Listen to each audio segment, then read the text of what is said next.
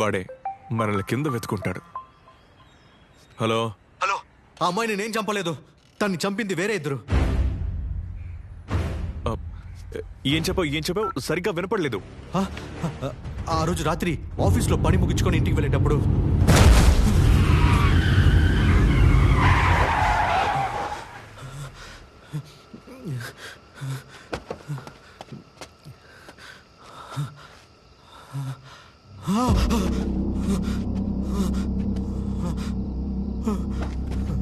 ఆ భయంలో ఏం చేయాలో అర్థం కాక ఆ బాడీని తీసి నా బండ్లో పెట్టుకుని వెళ్ళిపోయాను. కానీ నాకు సందేహం కలిగి వెళ్లకుండా దాంకొని చూశాను.